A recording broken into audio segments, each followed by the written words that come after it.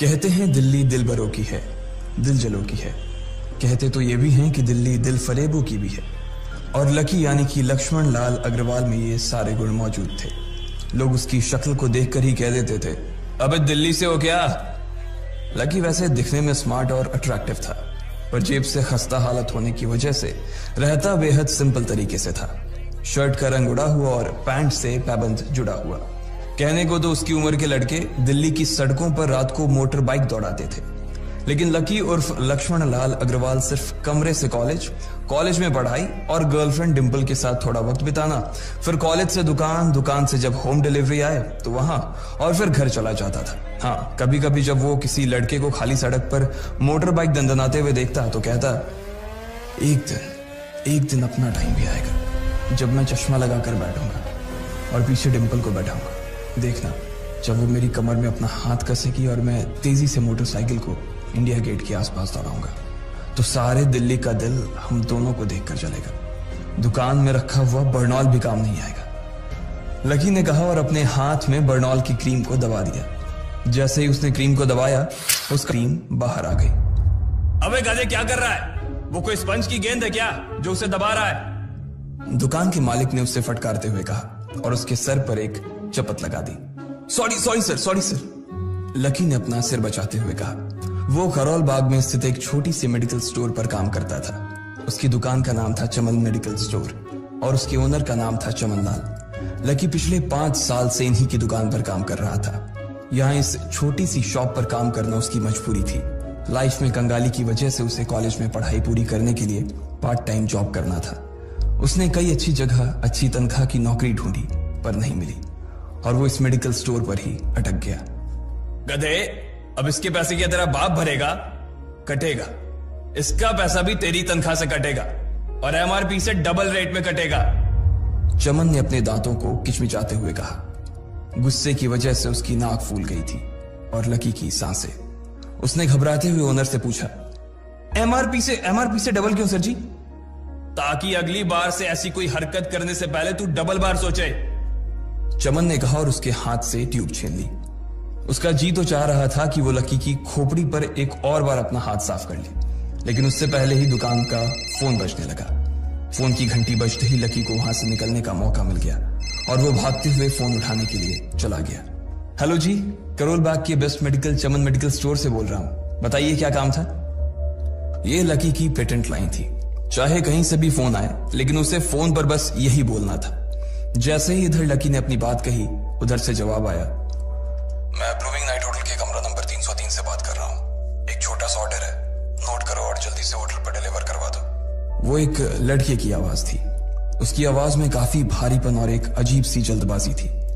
जैसे ही लकी ने वो आवाज सुनी, पता नहीं क्यों उसे वो आवाज जानी पहचानी सी लगी। जी सर, बताइए आपका क्या ऑर्डर है? हाँ तो लिखो, हार्ट प्ले के 2 पैकेट और 1 पैकेट टिश्यू। लकी, जो कि अपना पेन लेकर खड़ा था, हार्ट प्ले का नाम सुनते ही झिझक गया। असल में हार्ट प्ले नाम का एक कंडोम आता था और इसलिए उसका नाम सुनते ही लकी शर्मा गया था। इतने साल से भी मेडिकल की स्टोर पर काम करने के बाद उसे इन चीजों का नाम सुनने में शर्म आती थी। हेलो भाई, लिखा कि नहीं लिखा? उस आदमी ने फिर से लकी से पूछा। जी सर, लिख लिया सर, लिख लिया। लकी ने खिसिया कर हंसते हुए कहा। लिख लिया तो फिर लेकर निकल, उस लड़के ने कहा। उसकी आवाज सुनकर ना जाने ऐसा क्यों लग रहा था कि वो बहुत बड़ा आदमी था। जी सर, लेकिन सर बाहर तो बारिश हो रही है, लकी ने कहा। उसने देखा कि बाहर बहुत तेज बारिश हो रही थी। उनकी दुकान के सामने पानी भर गया था और तेज हवाओं की वजह से चमन मेडिकल स्टोर का बोर्ड भी गिर गया था। लकी को लग रहा था कि वो इतनी तेज बारिश में अभी एकदम से तो नहीं निकल पाएगा, तो उसने उस लड़के को समझाते हुए कहा, सर मैं ऑर्डर तो ले आऊंगा पर थोड़ा टाइम लग जाएगा, बारिश थोड़ी थम जाए आप। इससे पहले कि वो कुछ आगे बोल पाता, फोन पर लड़का बोल पड़ा। तुम्हारे मालिक को पता है कि तुम मल्होत्रा जी के लड़के को मना कर रहे हो? हाँ पता है, बारिश हो रही है, इसलिए सारा सामान अच्छे से थैली में पैक करके लाना और लेट नहीं होना चाहिए, समझे? उस लड़के ने कहा और इससे पहले कि लकी आगे कुछ कह पाता, उसने फोन काट दिया। उधर से लकी के दुकान का ओनर उसे घूर कर देखा जा रहा था। लकी के हाथ में पेन और पेपर देखकर ही वो समझ गया था कि उसके पास कोई ऑर्डर आया था। आज वैसे भी इतनी बरसात होने की वजह से सुबह से इक्का दुक्का ग्राहक ही दुकान पर आए थे। ऐसे में उसकी दुकान का मालिक एक भी ऑर्डर को छोड़ना नहीं चाहता था। वो लकी को देख रहा था और लकी बारिश की ओर देख रहा था। बारिश का बहाना नहीं चलेगा, जाना पड़ेगा। चमन लाल ने कहा। मैं बहाना नहीं कर रहा सर, थोड़ी बारिश धीमी हो जाए तो मैं चला जाऊंगा। अभी आप खुद ही देखिए कितनी तेज बारिश है। वो पता नहीं कोई मिस्टर मल्होत्रा का कोई बेटा कुछ ज्यादा ही जल्दी में था। मैं साइकिल से तो पहुंच नहीं पाऊंगा इतनी जल्दी। लकी ने उनकी ओर देखते हुए कहा। क्या कहा? मिस्टर मल्होत्रा जी का बेटा? तू मेरी दुकान बंद करवाएगा क्या? अभी क्या भी निकल उनका ऑर्डर लेके?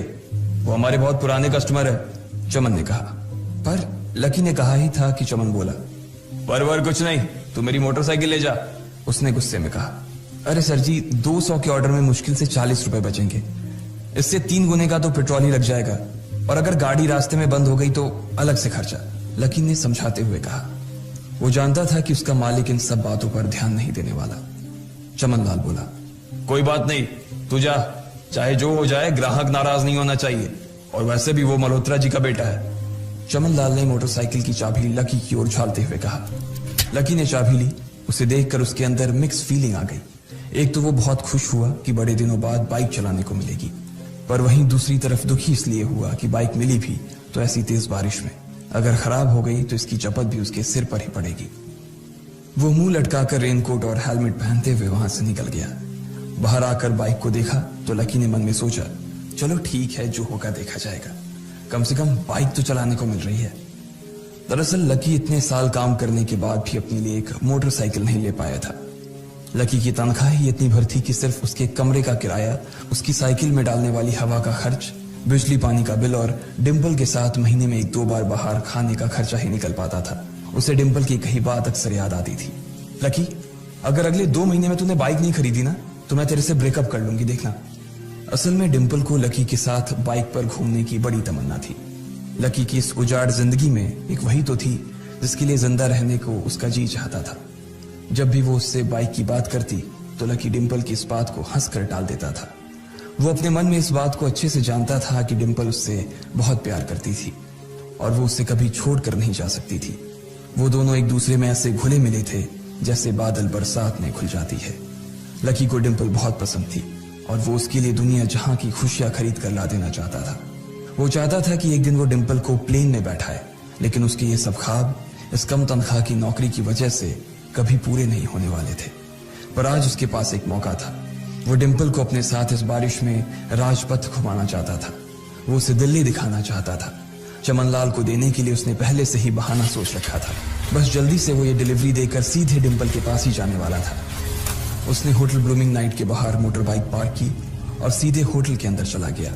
लकी ने रिसेप्शन पर पहुंचकर नमस्ते करते हुए रिसेप्शनिस्ट को बोला, जी मैं चमन मेडिकल स्टोर से आया हूं, रूम नंबर 303 का ऑर्डर था सर। रिसेप्शन पर खड़ा आदमी उसके हाथ में काली थैली को देखकर समझ गया था कि उसमें क्या था और वो मंद ही मंद मुस्कुराते हुए बोला, 3rd फ्लोर पर है, लिफ्ट से चले जाओ, रेनकोट यहीं उतार देना। जैसा उस आदमी ने कहा लकी ने ठीक वैसा ही किया और लिफ्ट में चढ़ने की कुछ ही देर बाद वो 3रे माले पर पहुंच गया था। वो रूम नंबर 303 के बाहर पहुंचा और उसने डोरबेल बजाई। जैसे ही दरवाजा खुला लकी ने थैली आगे बढ़ाते हुए कहा, नमस्ते, मैं चमन मेडिकल स्टोर से लकी, ये आपका। इससे पहले कि लकी आगे कुछ कह पाता उसकी आंखें फटी की फटी रह गई थी। उसने अपने सामने जो देखा उसके बाद उसे ऐसा लगा कि बंद छत के नीचे भी उसके ऊपर आसमान से आकर एक जोरदार बिजली गिर गई थी।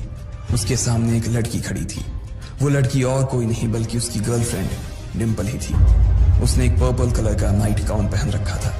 उसके काले घने बाल गीले थे और उसने उन्हें अपने कंधे पर फैला रखा था। उसकी खुशबू से ही ये चीज साफ पता चल रही थी कि वो अभी अभी नहा कर आई थी। डिम्पल, तुम यहाँ क्या कर रही हो? लकी को अपनी आंखों पर विश्वास ही नहीं हो रहा था। उसने 2 बार अपनी पलकें झपका कर देखा, लेकिन दोनों बार ही उसे अपने सामने डिम्पल ही नजर आई। तुम यहाँ क्या मेरा पीछा करते हुए आए हो लकी? डिम्पल ने उल्टा उसी के ऊपर पलटवार करते हुए कहा। लकी को देखकर उसके दिल की धड़कन भी तेज हो गई थी। उसे उम्मीद नहीं थी कि लकी यहाँ आ जाएगा। उसने ना तो सुबह से उसे फोन किया था और ना ही उसके मैसेज का कोई जवाब दिया था। वो अपने मन में सोचकर बैठी थी कि वो अगले दिन खुद ही उससे मिलकर बोल देगी कि उसकी तबीयत खराब थी। डिम्पल बेबी, क्या हो गया?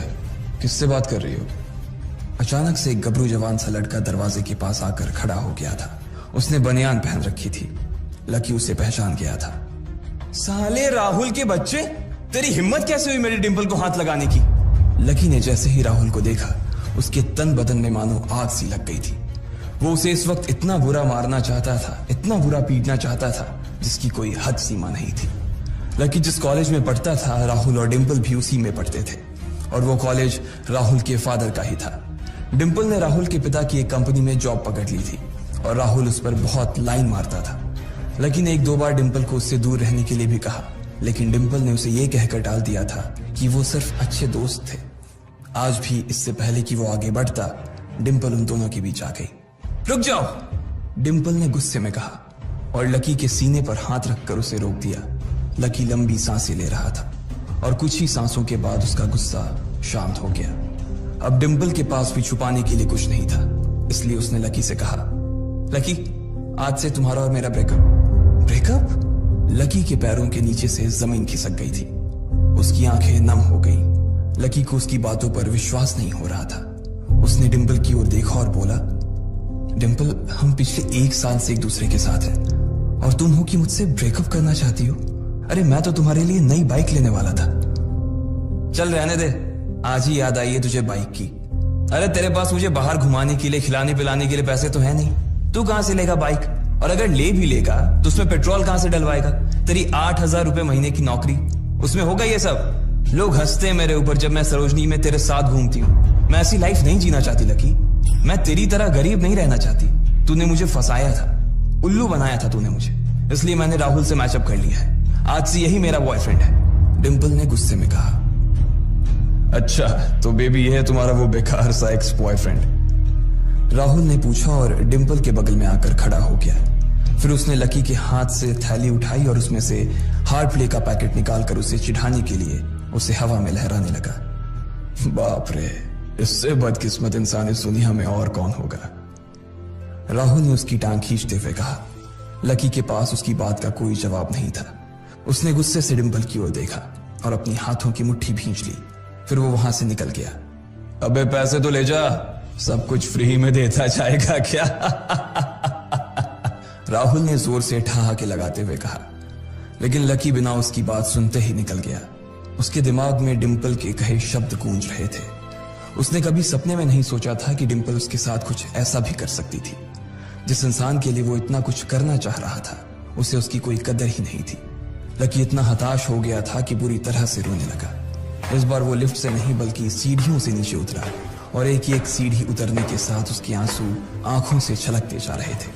जब उसकी आवाज सुनकर कुछ लोग अपने कमरे से बाहर आए तो लकी ने तुरंत अपने आंसू पोंछे और तेजी से वहां से भाग गया। उसे जिंदगी में पहली बार प्यार हुआ था और पैसों की कमी की वजह से ना सिर्फ उसका प्यार बल्कि उसकी पूरी जिंदगी बर्बाद हो गई थी।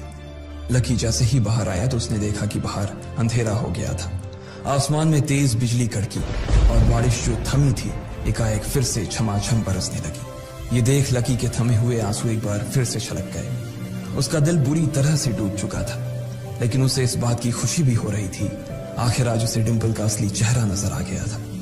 वो तो उसके साथ घर बसाने की सोच रहा था, लेकिन अच्छा हुआ कि उसने पहले ही उसका घर बर्बाद होने से बचा लिया। लकी को दुख तो बहुत हो रहा था, पर उसे यह भी लग रहा था कि उसे आगे चलकर यही दुख उसे खुशी देने वाला था। लेकिन एक चीज थी जो लकी को परेशान कर रही थी, वो थी उसकी माली हालत। उसकी जेब इतनी तंग थी कि उसे फटी हुई जेब की पैंट पहनकर घूमना पड़ता था। कभी कभी तो लकी सिर्फ रोटी खाकर दिन काट लेता था। वो कब से कोशिश कर रहा था कि कोई अच्छा काम पकड़ सके, लेकिन उसे कोई काम देने को राजी नहीं था। उसने टूटे हुए दिल को दिलासा देते हुए मन में सोचा कि डिंपल पर खर्च होने वाले पैसे बच जाने से शायद उसके हालत सुधर जाएंगे, पर फिर भी वो रातों रात रईस नहीं हो जाने वाला था।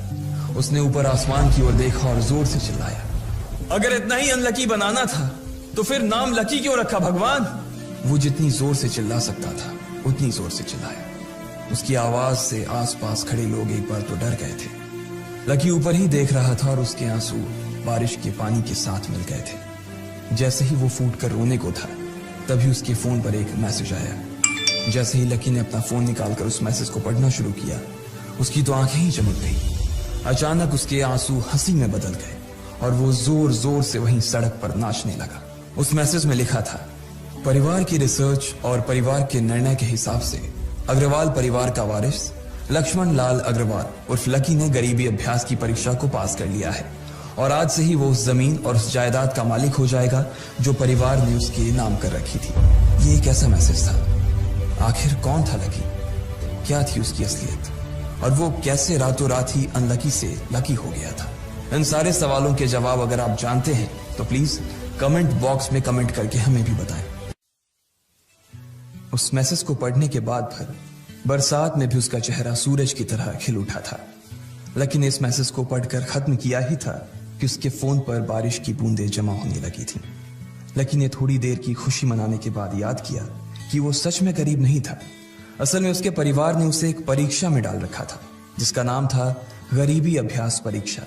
इस परीक्षा के तहत लकी को अग्रवाल खानदान में उसके नाम की जमीन और जायदाद पर तभी हक मिलने वाला था जब वो इस परीक्षा को पास कर लेता। अचानक से उसे याद आया कि वो गरीब नहीं था बल्कि गरीब होने की परीक्षा दे रहा था। हालांकि परीक्षा देते देते उसे 8 बरस हो चुके थे, इसलिए उसे एहसास होने लगा था कि वो कभी परीक्षा को पास ही नहीं कर पाएगा और हमेशा हमेशा के लिए गरीब ही रह जाएगा। अच्छा हुआ चली गई, अब मिलना कभी। लकी ने होटल की तीसरी मंजिल की ओर देखा और पानी के अंदर ही अपना पैर पटक दिया। वो डिंपल को कोस रहा था। उसने अपनी मोटरसाइकिल उठाई और फिर से चमन मेडिकल स्टोर जाने के लिए मुड़ने लगा। अगले दिन जब लकी की आंख खुली तो वो सीधा उठा और तैयार होकर शहर के सबसे बड़े बैंक न्यू सिटी बैंक पहुंच गया। न्यू सिटी बैंक ना सिर्फ शहर का सबसे बड़ा बैंक था बल्कि वो सबसे अमीर बैंक भी था। वहां पर शहर के सबसे अमीर लोगों के ही पैसे जमा किए जाते थे। लकी वहां पैसे को निकलवाने के लिए जा रहा था। New city bank south Delhi में बसा हुआ था और उसके दरवाजे के बाहर महंगी से महंगी गाड़ी खड़ी थी। भाई अब इसमें से कौन सी नई गाड़ी लेगा, लकी ने मन ही मन सोचा। उसे यकीन नहीं हो रहा था कि कल तक तो वो एक मोटरसाइकिल तक नहीं खरीद पा रहा था और आज वो एक कार, और वो भी इतनी महंगी कार खरीदने की सोच रहा था। फिर उसने अपनी नजर गाड़ी पर से हटाई और बैंक के अंदर जाने लगा।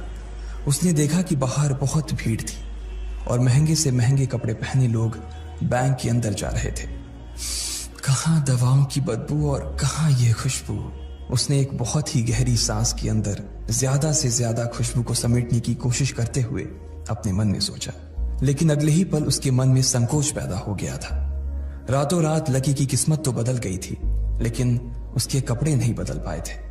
इतने बड़े बैंक में वो वही कपड़े पहनकर आ गया था जो वो अक्सर अपने काम पर पहनकर जाता था। पैसे लेते ही ना सबसे पहले नए कपड़े खरीदने हैं, लकी ने अपने आप से कहा और फिर बैंक के अंदर दाखिल होने लगा। जैसे ही उसने दरवाजे को धक्का दिया उसे आवाज आई, आउच! लकी थोड़ा सा हड़बड़ी में दिखाई दे रहा था और इस जल्दबाजी के चक्कर में वो एक लंबे बाल वाली लड़की से जा टकराया था जो कि उसके बगल में ही चल रही थी। माफ करना, मैं आपको देख नहीं पाया, सॉरी।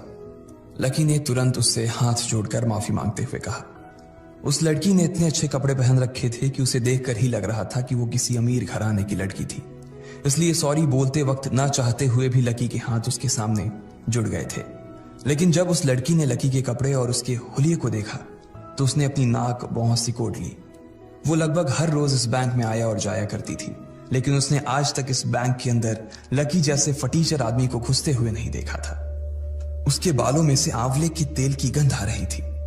उसने गुस्से भरी नजरों से लकी की ओर देखा और बोली, क्यों नहीं देख पाए? मैं क्या ट्रांसपेरेंट हूं? तुम्हें इतनी बड़ी लड़की दिखाई नहीं देती?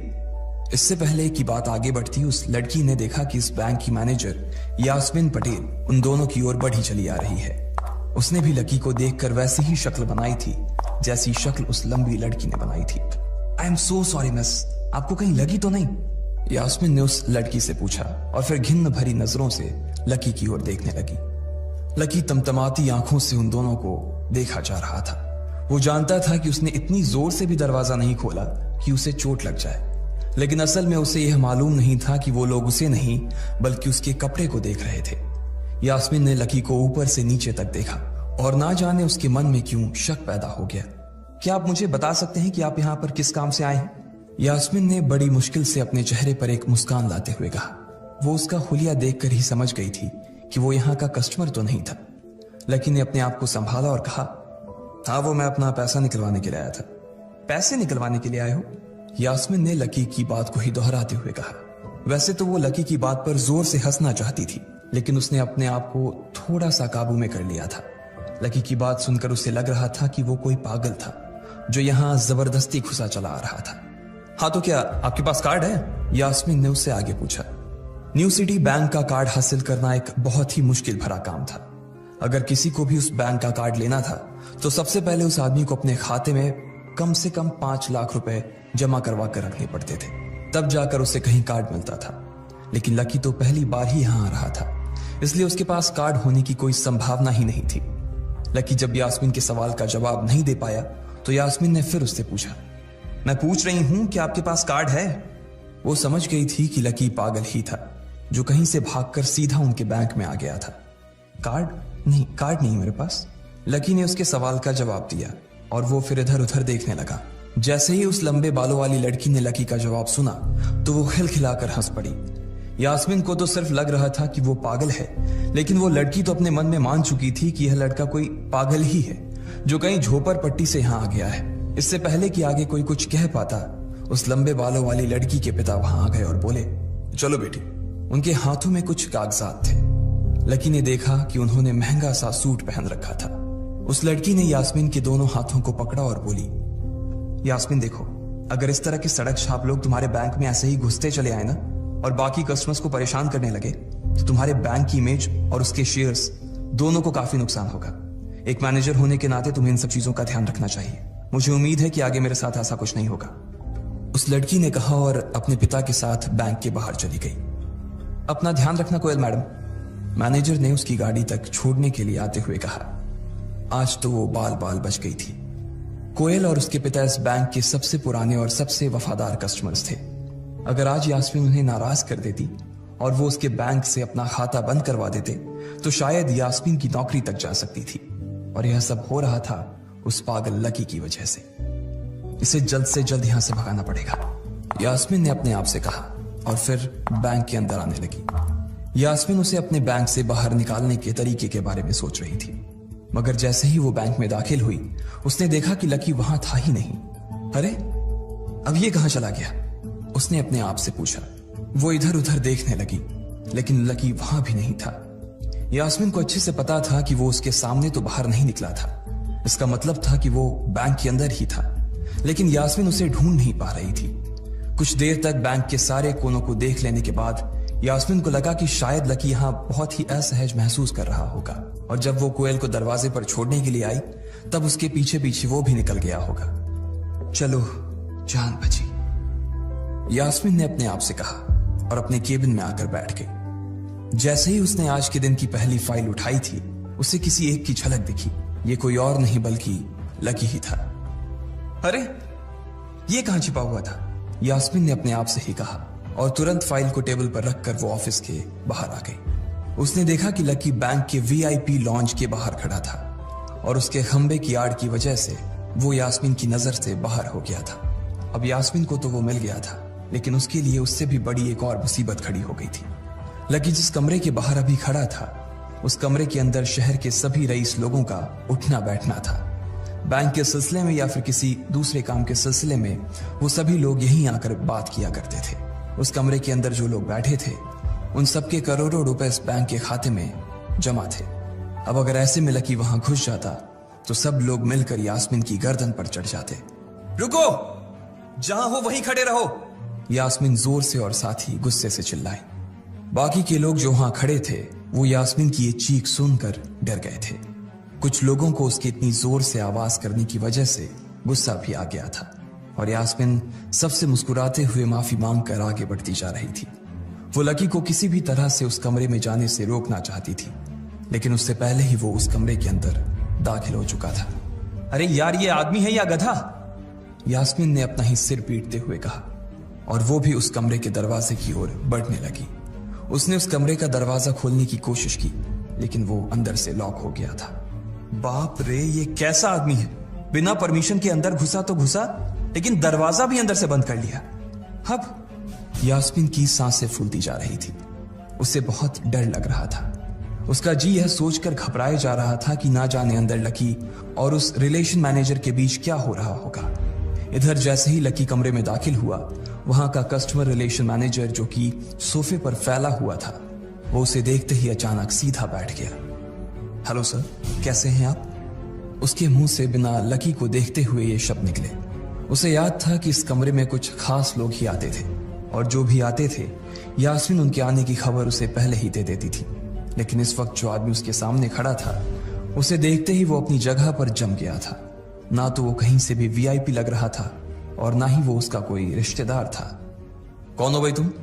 क्या चाहिए तुम्हें? उस मैनेजर ने 20 साल के जवान लड़के को देखते हुए कहा। मैं यहां अपना पैसा लेने आया हूं। लकी ने सीधे मुद्दे की बात को मैनेजर के सामने रखते हुए कहा। तुम्हारे पास हमारा सुप्रीम कार्ड है? मैनेजर ने उससे ऊपर से नीचे तक देखा और पूछा। नहीं नहीं, मेरे पास कोई कार्ड नहीं है, लकी ने कहा। तो फिर हम तुम्हें कोई पैसा नहीं दे सकते। चलो अभी दरवाजा खोलो और सीधा बाहर निकलो, मैनेजर ने कहा और सोफे पर से उठ गया।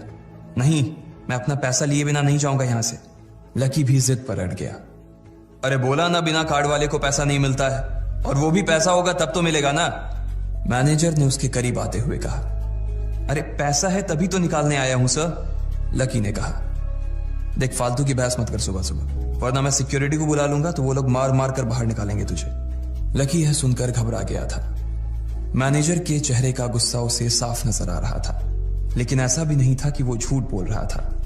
भले ही उसके पास कार्ड नहीं था, लेकिन इसका मतलब ये नहीं था कि वो अग्रवाल खानदान का लड़का नहीं था। जैसे जैसे मैनेजर उसकी ओर बढ़ता चला जा रहा था, लकी का डर भी बढ़ता जा रहा था।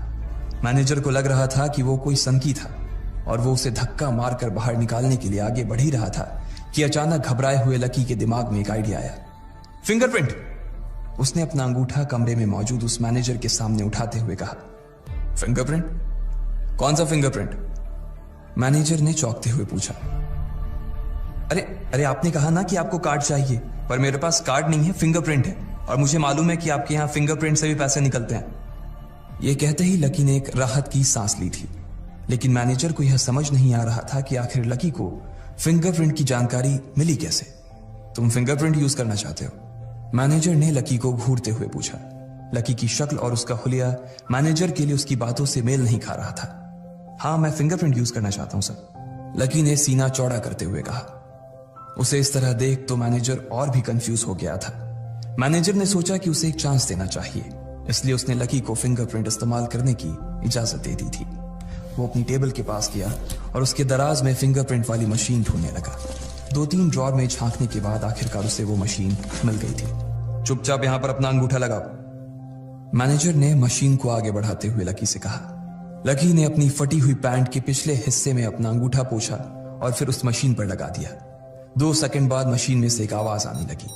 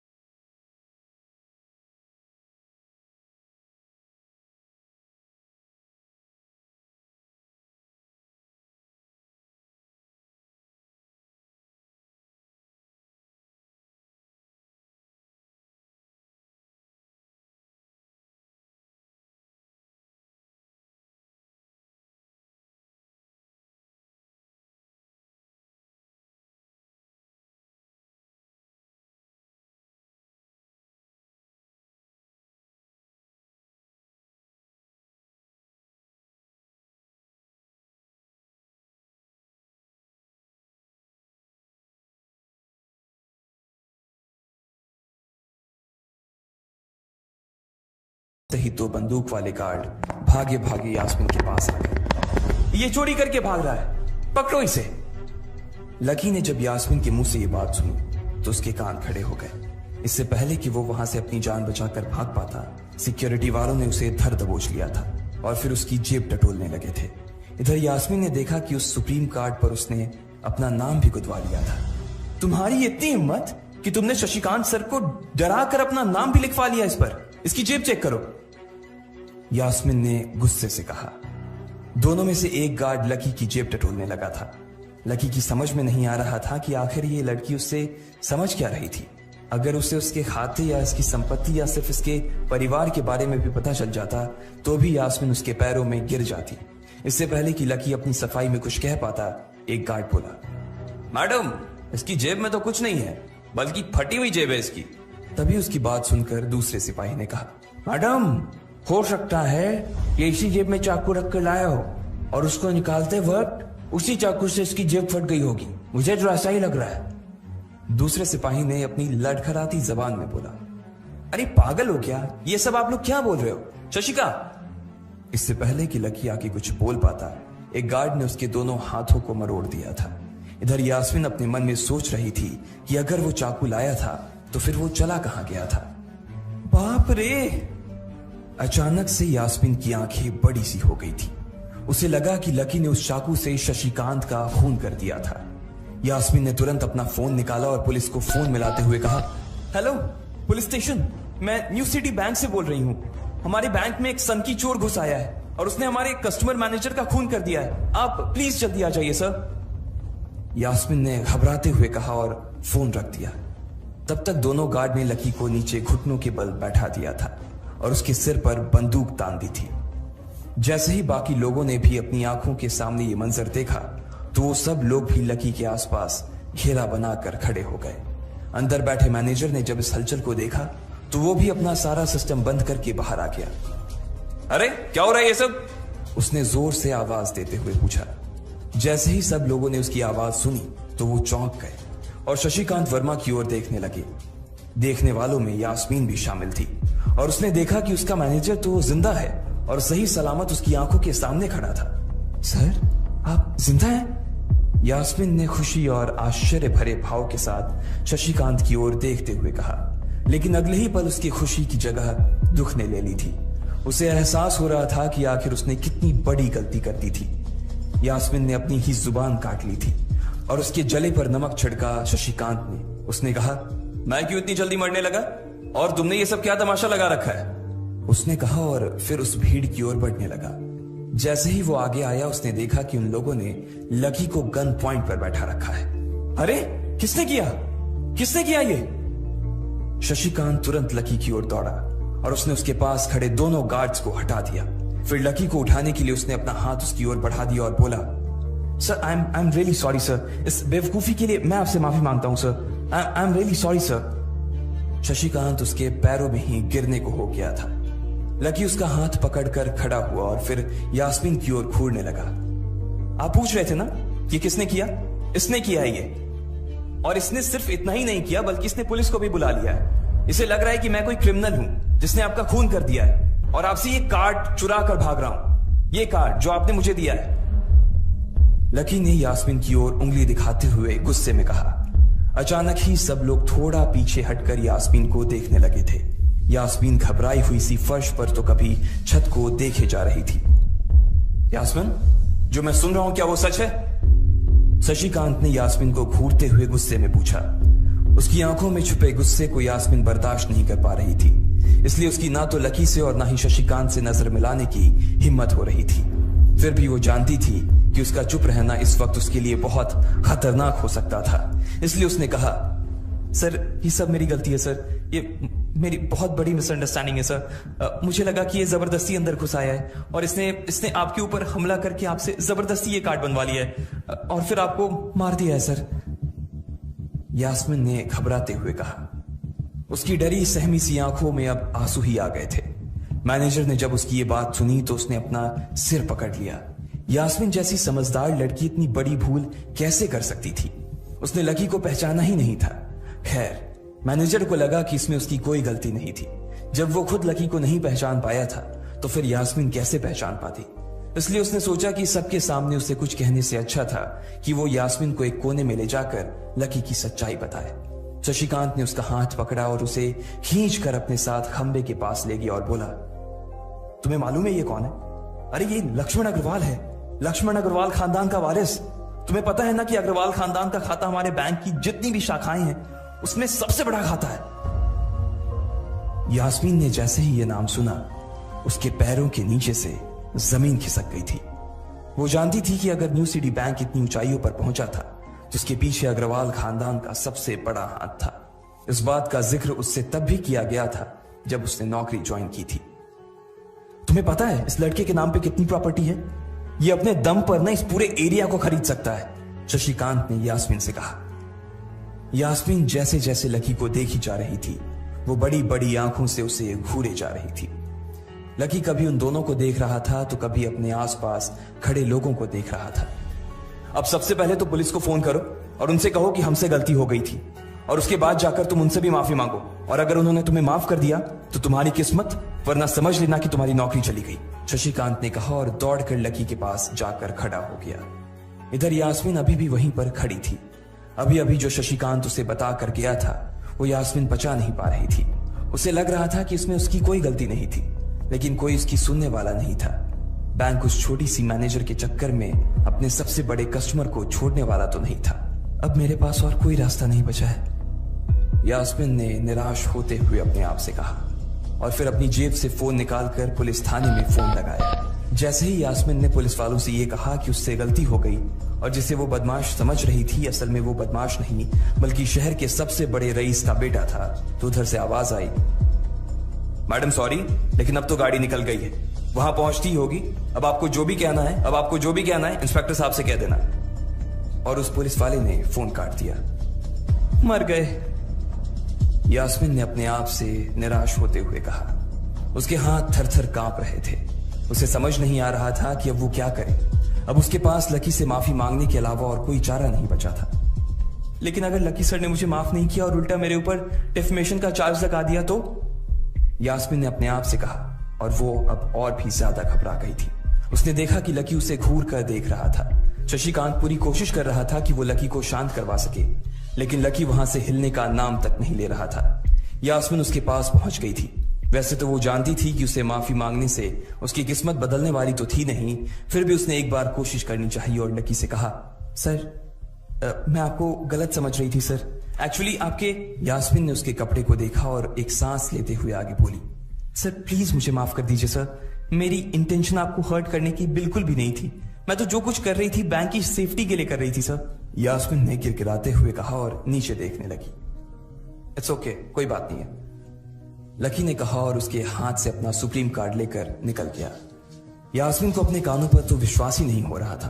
वो मान ही नहीं पा रही थी कि लकी ने उसे माफ कर दिया था। उधर लकी को अपने आप पर विश्वास नहीं हो रहा था कि वो रातों रात इतना अमीर हो गया था। आखिर लकी इतने पैसों का क्या करने वाला था? क्या उसके खाते की बैलेंस की तरह वो भी रातों रात बदल जाता? ये पैसा उसकी जिंदगी को क्या दिशा देने वाले थे? इन सारे सवालों के जवाब अगर आप जानते हैं तो कमेंट बॉक्स में हमें भी बताएं। लकी न्यू सिटी बैंक से अपना सुप्रीम कार्ड लेकर निकल रहा था। असल में उसे क्लास में जाने में देर हो रही थी, इसलिए वो बिना यास्मीन से कुछ कहे या उसे सबक सिखाए वहां से निकल गया था। लकी दिल्ली यूनिवर्सिटी के ही एक कॉलेज में पढ़ता था। जैसे ही वो कॉलेज के अंदर दाखिल हुआ उसके पैर एक कीचड़ से भरे गड्ढे में पड़ गए। ओह शिट, उसने अपने आप से कहा और अपने जूतों को पास की सड़क पर साफ करने लगा। वो कॉलेज एडमिनिस्ट्रेशन के दफ्तर की ओर देखकर उसे कोस रहा था। कॉलेज की सड़कों पर इतने सारे गड्ढे हो गए थे, लेकिन वो लोग एक भी गड्ढा नहीं भरवा रहे थे। जब भी लकी इस चीज की कंप्लेन करने के लिए वहां जाता तो वो इसे ये कह देते कि फंड ही नहीं है। उसने जैसे तैसे अपना जूता तो साफ कर लिया था, लेकिन वो अपनी पैंट पर लगे कीचड़ के दाग को साफ नहीं कर पाया था। वो बाथरूम की ओर जा पाता, इतने में क्लास की घंटी बज गई। वो भागते हुए क्लास में पहुंचा। उसने दरवाजे के बाहर से ही देखा कि प्रोफेसर कमलनाथ मिश्रा पोडियम पर आ गए थे और उन्होंने आज के लेक्चर की शुरुआत भी कर दी थी। जैसे ही उनकी नजर बाहर खड़े लकी पर पड़ी तो उनकी आंखें निराशा से भर आई। इधर लकी का सिर भी शर्म से झुक गया था और उसे अंदर ही अंदर बुरा लग रहा था। कॉलेज में जितने भी प्रोफेसर थे उनमें से कमलनाथ जी को लकी सबसे ज्यादा पसंद करता था। बाकी प्रोफेसर ये बात जानते थे कि लकी पढ़ाई के साथ साथ जॉब भी करता था, इसलिए उसका पढ़ाई में ध्यान नहीं था, इसलिए वो भी लकी के ऊपर ज्यादा ध्यान नहीं देते थे। कुछ लोग तो पूरी क्लास के सामने उसका मजाक भी उड़ाते थे, लेकिन सिर्फ कमलनाथ जी ही ऐसे प्रोफेसर थे जो उसके साथ बराबरी का व्यवहार करते थे। लकी बिना कुछ कहे वैसे ही अपना सिर नीचे झुकाए क्लास में दाखिल हो गया। जैसे ही उसके पैर क्लास में पड़े, सभी लोग उसकी ओर देखने लगे। अबे ये फटीचर कब से लेट आने लगा? सूरज पश्चिम से उग सकता है, लेकिन ये कभी लेट नहीं हो सकता। आज क्या हो गया इसे? एक लड़के ने लकी को चिढ़ाते हुए कहा। अबे यार, इसकी पैंट तो देख कितनी गंदी है। भाई क्लास में लड़कियां भी होती हैं, कम से कम कपड़े तो ढंग से पहन के आ यार। दूसरे लड़के ने कहा, और उसकी ये बात सुनकर उसके पास बैठी लड़की हंस दी और बोली, अरे कहां से पहन कर आता? कपड़े के लिए तो पैसे हैं नहीं इसके पास, एक ये कपड़ा है इसके पास, बहुत है इसके लिए। क्लास में बैठे सभी लोगों ने लकी के ऊपर फफ्तियां कसनी शुरू कर दी थी। हर कोई उसके ऊपर कुछ न कुछ कहे जा रहा था। ऐसा नहीं था कि लकी ये सब आज ही सुन रहा था। इस तरह की फफ्तियों का सामना वो रोज करता था। रोज उसे ऐसी बातें सुनकर बुरा भी लगता था, और आज भी उसने अपना सिर नीचे तो झुका लिया था, लेकिन आज उसके चेहरे पर एक मुस्कान थी। इन लोगों को पता नहीं था कि यह अनलकी आज कितना लकी होकर आ रहा है। जैसे ही क्लास में बैठे बच्चों का शोर बढ़ने लगा, उधर से कमलनाथ जी ने चिल्लाते हुए कहा, आपस में बात करना बंद करो। अगर तुम लोग इस तरह बात करते रहोगे तो मैं आगे नहीं पढ़ाऊंगा। सभी लोग शांत होकर उनकी बात सुनने लग गए। तब तक लकी भी अपनी कुर्सी पर जाकर बैठ गया था। कमलनाथ जी ने फिर से पढ़ाना शुरू किया, और पढ़ाते पढ़ाते ना जाने क्यों उनकी नजर बार बार लकी की ओर जा रही थी। लकी को समझ नहीं आ रहा था कि कमलनाथ जी ऐसा जानबूझकर कर रहे थे। उनकी आंखों को देखकर ऐसा लग रहा था कि उनमें लकी के लिए ढेर सारा गुस्सा भरा हुआ था। उसे ऐसा लग रहा था कि शायद वो अपने प्रोफेसर की उम्मीदों पर खरा नहीं उतर रहा था। थोड़ी ही देर में कमलनाथ जी की क्लास खत्म हो गई। बच्चों, आज की क्लास यही खत्म होती है। कल आप सबको क्या काम करके लाना है वो मैंने यहाँ लिख दिया है। कल मिलते हैं आप सबसे, कमलनाथ जी ने कहा और क्लास के बाहर चले गए। जैसे ही वो बाहर गए, पीछे वाले दरवाजे से किसी की आवाज आई, डिंपल। जैसे ही वो आवाज सबके कानों में पड़ी, सब लोग क्लास के पीछे वाले दरवाजे की ओर देखने लगे। वहां कोई और नहीं बल्कि डिंपल का नया बॉयफ्रेंड राहुल खड़ा था। ये लोग राहुल को अच्छी तरह से जानते थे।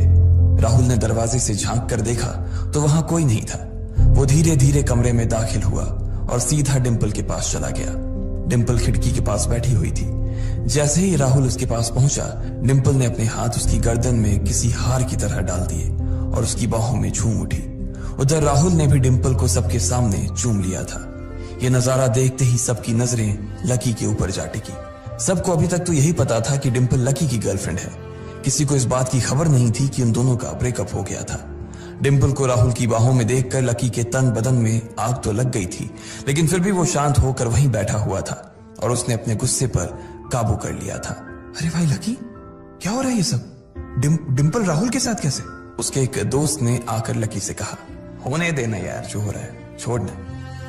लकी ने कहा, उसका इस बारे में किसी से बात करने का कोई मन नहीं हो रहा था। अरे भाई, तुझे पता है वो राहुल कितना चालू आदमी है।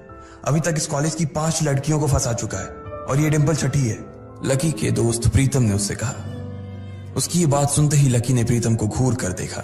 प्रीतम को लगा कि लकी को उसकी बात का बुरा लगा था, लेकिन अगले ही पल वो उसे देखकर मुस्कुराया और बोला, कोई बात नहीं भाई, सबकी अपनी अपनी लाइफ है। ये कहकर लकी डिंपल की ओर देखने लगा, जो कि राहुल की बाहों में इतरा रही थी। वो जानती नहीं थी कि लकी चाहता तो यहीं खड़े खड़े राहुल और उसके पिता को उनके कारोबार समेत खरीद सकता था। उधर जैसे ही राहुल और डिंपल की नजर भी लकी पर पड़ी तो वो जानबूझकर उसे छेड़ने के लिए उसके सामने से गुजरने लगे। अच्छा लकी, सुनना जरा। अचानक से डिंपल लकी के सामने रुकी और बोली। उसने अभी भी राहुल की कमर में अपना एक हाथ डाल रखा था। फिर उसने अपने दूसरे हाथ से अपना मोबाइल निकाला और उसका कवर खोलकर लकी के मुंह पर फेंक दिया और बोली, अब क्योंकि मैं तुम्हारे साथ नहीं हूं, इसलिए मुझे तुम्हारे इस बेकार से कवर की कोई जरूरत नहीं। इसे तुम अपने पास रख सकते हो। लकी ने उससे कुछ नहीं कहा और नीचे गिरा वो कवर उठाकर अपनी टेबल पर रख दिया। बेबी, इसने तुम्हें कवर गिफ्ट किया? कवर कौन गिफ्ट में देता है भाई? राहुल ने उसके सामने ही डिंपल से कहा। राहुल लकी को नीचा दिखाने का एक भी मौका अपने हाथ से जाने नहीं देना चाहता था। लकी अंदर ही अंदर मुस्कुरा रहा था। डिंपल ने राहुल की ओर देखा और बोली, बेबी बात यह है कि जिसकी मोबाइल खरीद कर गिफ्ट करने की औकात नहीं होगी वो सिर्फ कवर ही तो गिफ्ट कर सकता है ना, और क्या। कोई बात नहीं बेबी, मैं आज ही तुम्हें एक नया फोन दिलवाता हूँ। आ जाओ, चलते हैं कनॉट प्लेस और वहां से लाते हैं बेबी के लिए एक नया फोन। राहुल ने कहा। लकी का मन तो यही कर रहा था कि वो जोर से राहुल के ऊपर हंसे, लेकिन उसने अपनी हंसी को रोक लिया था। हाँ बेबी, हमने एक पहले नया फोन खरीदेंगे और फिर उस फोन की पार्टी भी करेंगे, और उसके बाद आज। डिंपल ने कहा और राहुल के चेहरे पर उंगलियां फिराने लगी। राहुल भी और लकी भी उसके इशारे को समझ गए थे। लकी जानता था कि ये सब सिर्फ उसे चिढ़ाने के लिए वो कर रही थी, लेकिन लकी को खुद के लिए नहीं बल्कि डिंपल के लिए बुरा लग रहा था। वो मन ही मन ये सोच रहा था कि अगर डिंपल बस थोड़ा सा और इंतजार कर लेती तो आज लकी उसके लिए फोन की पूरी दुकान खरीद कर रख देता। भाई ये सब क्या हो रहा है? तेरे सामने ये सब हो रहा है और तू बस मुस्कुराए जा रहा है। गुस्सा नहीं आ रहा तुझे? प्रीतम ने लकी से पूछा। नहीं यार, जो हो रहा है अच्छा ही हो रहा है, जो होता है वो भी अच्छे के लिए होता है, इसलिए चिल यार, छोड़। लकी ने कहा और फिर राहुल और डिंपल की ओर देखने लगा। अब उन दोनों की नजर लकी के मुस्कुराते हुए चेहरे पर पड़ी तो वो अंदर से भवक गए। दोनों की दोनों ही ये सब सिर्फ और सिर्फ लकी को जलाने के लिए कर रहे थे, लेकिन वो तो ऐसे बैठा था जैसे उसका और डिंपल का कोई रिश्ता ही नहीं था। जब अपनी इस बातों का लकी के ऊपर कोई असर होता नहीं दिखा तो डिंपल राहुल से बोली, बेबी चलो यहां से। बेबी नहीं बेबी, हबी। आज से तुम मुझे हबी बोलोगी और मैं तुम्हें बोलूंगा मेरी प्यारी वाइफी। राहुल ने कहा और लकी के सामने ही डिंपल को चूम लिया। ये देखते ही लकी थोड़ा सा जल भुन तो गया और उसका जवाब भी वो राहुल को देना चाहता था, इसलिए उसने कहा, डिंपल ये सब क्यों कर रही हो तुम? क्या दिखाना चाहती हो इससे? लकी को डिंपल का ऐसा रूप देखकर उसी के लिए बुरा लग रहा था। राहुल की किसी बात का तो लकी के ऊपर कोई असर ही नहीं हुआ, लेकिन लकी की इस बात का राहुल को जरूर बुरा लग गया था। उसने गुस्से से अपनी नाक फुलाते हुए कहा, ओए फटीचर, ज्यादा बकवास करने की जरूरत नहीं है। आज के बाद अगर तूने मेरी डिंपल के बारे में कुछ कहा या उसकी तरफ आंख उठाकर भी देखा ना तो मैं राजपथ पर तेरी परेड करवा दूंगा। रहने दे भाई, उसकी जरूरत नहीं पड़ेगी। मैं खराब चीज ना तो देखता हूं और ना ही उसके बारे में बात करता हूं। लकी ने कहा और फिर से प्रीतम की ओर देखकर हंसने लगा। जिस तरह से लकी आज राहुल के मुंह पर जवाब फेंक कर मार रहा था, प्रीतम को तो विश्वास ही नहीं हो रहा था कि ये वही लकी है जो उसका दोस्त हुआ करता था। उधर राहुल उसका जवाब सुनकर गुस्से से लबरेज हो रहा था। वो लकी को सबक सिखाने के लिए अपना घूंसा तान कर उसकी दिशा में बढ़ा ही रहा था कि इतने ही में पीछे से एक लड़की की आवाज आई, डिंपल। सब लोगों ने फिर से उस आवाज की ओर देखा। वहां पर एक थोड़े छोटे कद की लड़की खड़ी थी और वो गुस्से से डिंपल की ओर देख रही थी। उसकी आंखों पर चश्मा लगा था और उसके बाल खुले हुए थे। अब तू हद से आगे बढ़ती जा रही है डिंपल। लकी जैसे लड़के को छोड़कर तू इस एक नंबर की लफंगे लड़के के साथ पड़ी है। तुझे तो कॉलेज के किसी गड्ढे में जाकर डूब मरना चाहिए। साक्षी, क्या कह रही है तू? जुबान संभाल अपनी। डिंपल ने कहा। राहुल के बारे में बुराई नहीं बल्कि लकी के बारे में अच्छी बातें सुनकर डिंपल का मन खराब हो गया था।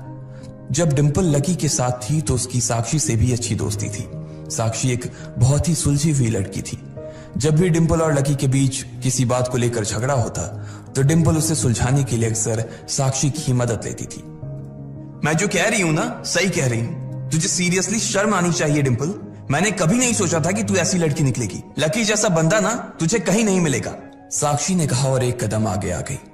इधर लकी ने देखा कि साक्षी की बात सुनते ही राहुल के कान खड़े हो गए थे, लेकिन वो सच बोल रही थी, इसलिए राहुल भी कुछ नहीं कर सकता था। साक्षी लकी के पास आकर खड़ी हुई और बोली, तू इतनी जल्दी कैसे भूल गई यार? लकी तेरे लिए हर टफ टाइम में खड़ा रहा था। जब भी तू बीमार होती थी और तेरे खड़े होने की भी हालत नहीं होती थी तो बेचारा तेरे लिए खाना बनाता था, तेरे कपड़े धोता था और तो और तेरे लिए दवाई तक लेके आता था। तुझे याद है ना जब हम हिमाचल घूमने गए थे और तेरे पैर में मोच आ गई थी तो ये बेचारा अपनी नौकरी छोड़कर भागा भागा रात में हमारे पास आ गया था। इतना प्यार किया इसने तुझसे और तू इसे छोड़कर जा रही है। साक्षी ने कहा। अपने लिए साक्षी के मुंह से इतना सब कुछ सुन लेने के बाद लकी ने अपनी गर्दन नीचे झुका ली थी। उसे डिंपल के साथ बिताए वो सारे लम्हे याद आ रहे थे। वो डिंपल के ऊपर जान छिड़कता था। उसका बस चलता तो वो डिंपल को अपनी हथेलियों पर लेकर घूमता। भले ही उस वक्त उसके पास पैसे नहीं थे, लेकिन वो फिर भी डिंपल की छोटी सी छोटी डिमांड को पूरा करने के लिए अपनी जान लगा देता था। जो कवर डिंपल ने उसके मुंह पर फेंक कर मारा था, वो कवर को खरीदने के लिए लकी ने 3 दिन तक ओवर टाइम किया था। लकी को जैसे ही ये सब याद आया उसकी पलकों की कोरे भींग गई थी।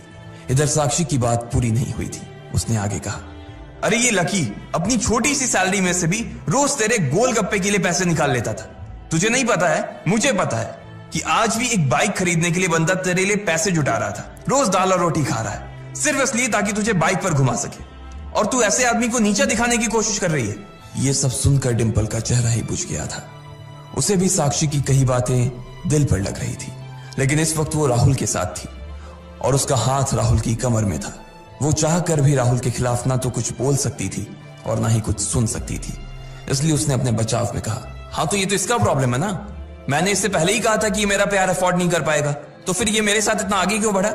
आज अगर मैं चीज सैंडविच खा सकती हूं तो फिर मैं बिना घी वाली रोटी क्यों खाऊं?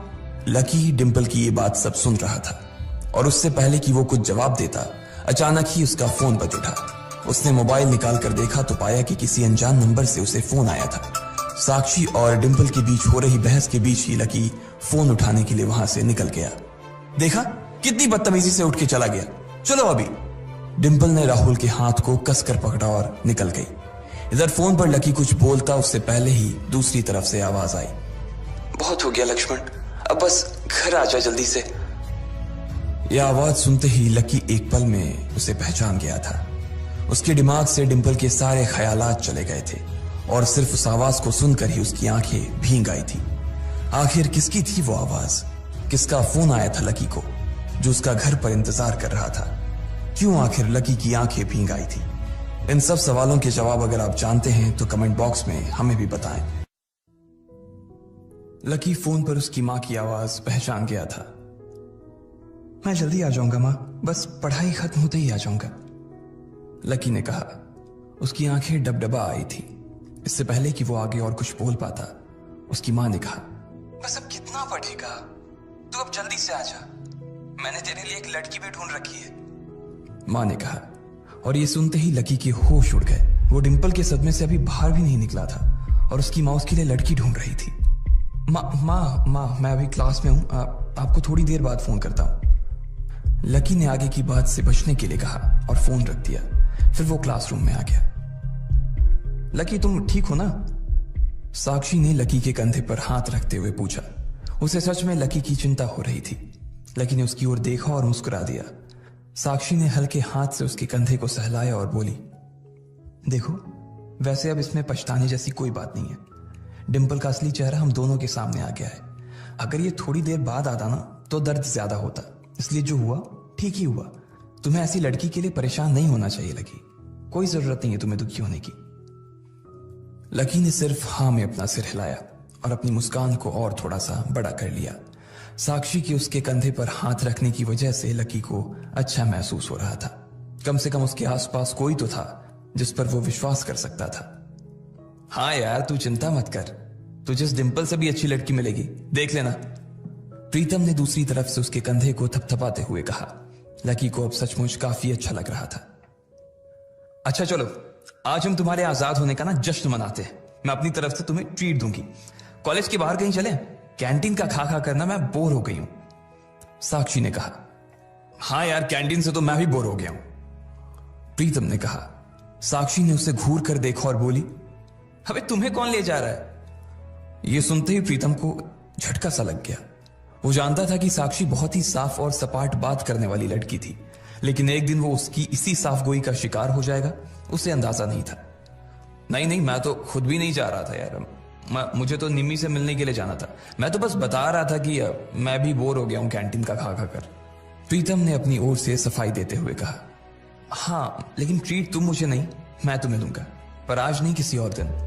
और इस बार हम उस चमन पाव भाजी वाले के पास नहीं जाएंगे, उससे थोड़ी दूरी पर सामने वाली लेन में जो रेस्टोरेंट है ना, सन एंड मून, वहां चलकर खाना खाएंगे, लकी ने कहा और अपनी जगह से खड़ा हो गया। साक्षी ने जब उसके मुंह से सन एंड मून का नाम सुना तो उसके कान खड़े हो गए। उसे उम्मीद नहीं थी कि लकी को डिंपल के जाने के बाद इतना बड़ा झटका लगेगा। जितना पैसा लकी 10 दिन में कमाता था, साक्षी ने सुना था कि सन एंड मून में उतना पैसा सिर्फ एक बार में ही पूरा हो जाता था। उसे विश्वास नहीं हो रहा था कि लकी इतना बड़ा कदम उठा लेगा। वो झिझक कर हंस पड़ी और बोली, हाँ ठीक है, मतलब ठीक है, मैं इंतजार करूंगी। वैसे तुम्हें एक बात बताऊं लकी, मैं ना अभी तक सन एंड मून के अंदर गई नहीं हूं। साक्षी के चेहरे पर हल्की सी शर्म आ गई थी। साक्षी को लगा कि लकी ने सिर्फ जज्बात में बहकर यह बात बोल दी थी कि वो उसे सन एंड मून में ट्रीट देने वाला था, लेकिन उसे मालूम नहीं था कि वो साक्षी को जिंदगी भर भी अगर वहां खिलाता तो भी उसकी जायदाद पर कोई असर नहीं होने वाला था। ठीक है तो फिर मिलते हैं, फिर बाय लकी, साक्षी ने कहा और वहां से निकल गई। इधर प्रीतम और उसके दूसरे दोस्त भी उसे अपने साथ लेकर कैंटीन की ओर आ गए। जैसे ही वो कैफेटेरिया में दाखिल होने वाले थे, अचानक से गर्वित रुक गया। उसकी आंखें उसके फोन पर गड़ी हुई थी और एक पल के लिए फोन को देखने के बाद गर्वित ने कहा, भाई साहब ये अमित ने ग्रुप चैट पर अपनी फजीयत करवा ली यार। खोलो अपना ग्रुप चैट, खोलो अपना हॉस्टल वाला ग्रुप, देखो क्या लिखा है इसने। लकी और प्रीतम ने तुरंत अपना फोन निकाला और हॉस्टल वाला ग्रुप खोल लिया। हालांकि लकी ने हॉस्टल छोड़ दिया था और सिर्फ डिंपल की वजह से वो एक छोटे से कमरे में रहने के लिए आ गया था, फिर भी उसने हॉस्टल का ग्रुप नहीं छोड़ा था और न ही प्रीतम और गर्वित उसे ग्रुप छोड़ने देना चाहते थे। गर्वित की बात सुनते ही तुरंत लकी और प्रीतम ने अपनी जेब से फोन निकाला और देखा। अरे बाप रे, कितना बड़ा गधा है ये। लकी ने उन दोनों से कहा। अमित ने उस ग्रुप में एक मैसेज भेजा हुआ था जिसमें लिखा था, दोस्तों आज से तुम्हारा भाई अमित सबके सामने ये ऐलान करना चाहता है कि तुम्हारा भाई फिर से सिंगल से मिंगल हो गया है। सबके सब जल्दी आओ हॉस्टल, आज का लंच तुम्हारे भाई की तरफ से है। चलो अच्छा है, किसी को तो लड़की मिली, वैसे भी इसका अकेलापन झेला नहीं जा रहा था, लकी ने कहा। चलो चलो हॉस्टल चलते हैं, साले की आज जमकर खींचेंगे, प्रीतम ने कहा। गर्वित और प्रीतम तो आगे बढ़ गए लेकिन लकी वहीं रुक गया था। वो उनके साथ आने में थोड़ा सा झिझक रहा था। अबे क्या हुआ, तू क्यों रुक गया, भूख नहीं लगी है? गर्वित ने पूछा। लगी है यार, पर तुम लोग जाओ, मैं यहीं कुछ खा लूंगा, लकी ने अपनी नजर बचाते हुए जवाब दिया। अरे अब यहां किसके साथ खाएगा, तेरे साथ खाने वाली तो भी किसी और के साथ खा रही है, इसलिए चलना भाई, हमारे साथ खा लेना। वैसे भी अमित ने पूरे ग्रुप को बुलाया है और पूरे ग्रुप में तू भी तो आता है, प्रीतम ने कहा। हां, पर लकी के पास इससे आगे कहने को कुछ नहीं बचा था। उसका मन तो उन दोनों के साथ जाने का बहुत कर रहा था, पर वो फिर से हॉस्टल नहीं जाना चाहता था। अब वो हॉस्टल का हिस्सा नहीं रह गया था, इसलिए उसे लग रहा था कि वहां खाना ठीक नहीं था। भाई मुझे मालूम है तू क्या सोच रहा है, लेकिन तुझे मालूम है कि हम क्या सोच रहे हैं? गर्वित ने कहा। क्या सोच रहा? लकी ने उत्साह में पूछा। प्रीतम और गर्वित दोनों मुस्कुराने लगे और लकी को देखकर बोले, आज के आज ही हम तेरा कमरा खाली कर देंगे, गर्वित ने कहा। क्यों क्यों खाली कर दोगे? लकी ने पूछा। क्योंकि तू फिर से हमारे साथ रहने के लिए आने वाला है साले। प्रीतम ने खुशी से उसके कंधे पर हाथ रखा और उसे खींचकर अपने साथ लाने लगा। लकी ये बात सुनकर खुश हो गया था। उसे लग रहा था कि डिंपल के जाने के बाद उस कमरे में वो अकेला हो जाएगा, लेकिन जब उसके ये दोस्त जिंदा थे तब तक वो उसे अकेले नहीं छोड़ने वाले थे। थैंक्स यार, तुम लोग हो तो मैं। इसके आगे लकी कुछ कह नहीं पा रहा था, लेकिन उसकी आंखों में दोस्तों के लिए प्यार साफ नजर आ रहा था। थोड़ी देर बाद जब वो तीनों हॉस्टल पहुंचे तो उन्होंने देखा कि एक लड़का और एक लड़की एक साथ एक पलंग पर हाथ पकड़कर बैठे हुए हैं। अरे अरे तुम लोग वापस आ गए? अमित ने चौंकते हुए लड़की का हाथ छोड़ा और तीनों को देखने लगा। अमित का कद हॉस्टल के बाकी लड़कों से लंबा था। उसका शरीर दुबला और सुडौल था। वो खेल कूद में बहुत अच्छा था। बेबी ये मेरे दोस्त हैं। दोस्तों ये मेरी बेबी, मेरा मतलब है मेरी गर्लफ्रेंड है रोशनी, म्यूजिक सीख रही है, अमित ने कहा और रोशनी ने सबको हाई किया। फिर अमित बोला, रोशनी ये मेरे रूममेट्स हैं, गर्वित, प्रीतम और लकी। लकी अब हमारे साथ नहीं रहता, लेकिन हमारे दिल में अभी भी जिंदा है लकी, है ना लकी? अमित ने थोड़े मजाकिया अंदाज में कहा। हाँ अमित भाई, पहले नहीं रहते थे, लेकिन अब भाई साहब हमारे साथ फिर से रहने के लिए आ रहे हैं, इसलिए आपने इनके बिस्तर पर जो वे प्रोटीन के डब्बे जमा रखे हैं ना, उन्हें जरा हटा लीजिए, गर्वित ने कहा। यह सुनते ही अमित का चेहरा खुशी से खिल गया। वो चाहता तो यही था कि लकी, जो कि उन सबकी जान था, वापस आ जाए, लेकिन वो ऐसे अचानक से वापस क्यों आ रहा था इस बात का उसे अंदाजा नहीं था। इसलिए उसने पूछा, पर क्या हुआ भाई, लैंडलॉर्ड से लड़ाई वड़ाई हो गई क्या? नहीं यार, ऐसा कुछ नहीं है, लकी ने धीमी आवाज में कहा। प्रीतम समझ गया था कि लकी को आगे की बात करने में शर्म आ रही थी, इसलिए इससे पहले कि अमित आगे कुछ बोलता, प्रीतम ने उसका बचाव करते हुए कहा, अरे भाई लाइफ है, कभी धूप कभी छांव, चलता रहता है, तू ज्यादा सवाल मत कर यार, पलंग खाली कर यार जल्दी, प्रीतम ने कहा और रोशनी की ओर इशारा कर दिया। अमित समझ गया था कि वो उसके सामने इस बारे में कुछ बात नहीं करना चाहता था। अमित ने भी कुछ नहीं कहा और उन पांचों के बीच एक खामोशी छा गई। अमित ने उस चुप्पी को तोड़ते हुए कहा, चलो तो फिर आज रॉबिन्स कैफे पर खाना खाने के लिए चलते हैं, रोशनी की रूममेट भी आने वाली है, तुम्हें और किसी को बुलाना है? लकी तो डिंपल को बुला देना, वो भी आ जाएगी। अमित ने जैसे ही ये कहा, गर्वित और प्रीतम उसे गुस्से से देखने लगे। प्रीतम ने तो अपना सिर ही पकड़ लिया था। अमित की मोटी बुद्धि में उसके छोटे छोटे इशारे कभी नहीं घुस सकते थे। ये बात वो अच्छी तरह से समझ गया था। इधर लकी और डिंपल के बारे में सिर्फ उन तीनों को ही नहीं बल्कि पूरे हॉस्टल को पता था। अमित को यह बात मालूम थी कि लकी डिंपल को कभी किसी अच्छी जगह खाने पर नहीं ले जा पाता था, इसलिए उसने सोचा कि उसको ये मौका भी वो अपनी तरफ से ही दे दे। अब इससे पहले कि प्रीतम लकी की घाव को ढकने की कोशिश करता, उसने खुद ही उसे कुरेदते हुए कहा, अमित, मैं और डिंपल अब साथ नहीं है यार। तुम और डिंपल साथ नहीं हो मतलब? ये कब हुआ यार, और कैसे? अमित ने लकी से पूछा। उसका मुंह सवाल पूछने के बाद भी खुला का खुला ही रह गया था। अब जो हो गया सो हो गया ना यार, सब आज ही जानना है क्या तेरे को? गर्वित ने उसे फटकारते हुए कहा। अमित समझ गया था कि इस बारे में बात करने के लिए सही मौका नहीं था। अमित, हमें निकलना चाहिए यार। मेरी रूममेट्स का मैसेज आया है कि वो लोग निकल चुकी हैं। वो लोग पहले से ही बहुत भूखी हैं और अगर हमने उन्हें वेट कराया ना तो वो मुझे ग्रिल करेंगी यार। रोशनी ने कहा। हाँ, अब ऐसा है तो प्रीतम जी, गर्वित जी और लकी जी, आप अपने अपने कपड़े बदलो। प्रीतम, तू लकी को कुछ बढ़िया से दे देना यार, और प्लीज सब लोग जल्दी तैयार हो जाओ, हम लोग बाहर इंतजार कर रहे हैं। अमित ने कहा और रोशनी का हाथ थाम कर बाहर आ गया। इधर प्रीतम ने कमरे का दरवाजा बंद कर लिया था। अमित और रोशनी कमरे के बाहर थे, जहां अमित बार बार कमरे के दरवाजे की ओर देख रहा था। वहीं रोशनी अपने हाथ बांधे और मुंह फुलाए बरामदे के उस पार देख रही थी। जब अमित की नजर रोशनी पर पड़ी तो वो समझ गया कि कोई तो बात थी। जिस तरह से वो हाथ बांध कर खड़ी थी, उससे साफ समझ आ रहा था कि रोशनी को किसी बात पर तो गुस्सा आ रहा था। क्या हुआ बेबी, कुछ हुआ है क्या? अमित ने पूछा। नहीं कुछ नहीं यार, बस ऐसे ही, रोशनी ने कहा और अपना चेहरा दूसरी ओर घुमा लिया। बोलो ना बेबी, क्या हुआ? मेरी कोई बात बुरी लग गई क्या आपको? अमित ने फिर से पूछा। रोशनी ने एक बार के लिए उसे देखा और फिर एक गहरी सांस लेते हुए बोली, तुम्हें ऐसा नहीं लगता कि तुम्हारे ये जो रूममेट्स हैं ये बहुत ही एवरेज हैं? मतलब तुम खुद को देखो ना गर्वित की शक्ल अच्छी है, ना प्रीतम की पर्सनालिटी में कोई अपील है, और चलो लकी तो फिर भी थोड़ा बहुत अच्छा लगता है, लेकिन वो जिस तरह से रहता है, जिस तरह के कपड़े पहनता है, उससे साफ दिखता है कि उसकी जेब टाइट है।